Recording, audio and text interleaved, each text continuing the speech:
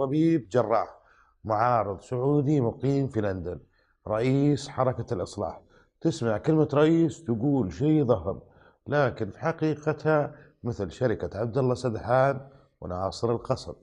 لأنه الشركة فيها موظفين، فيها عالم يبون أجور، يبي ياكلون، وين أجدعهم في الشارع؟ واشوف انا يقول لي انه الشركه وما الشركه يتعامل معها عبد الله الظاهر انها سعودي وجيه.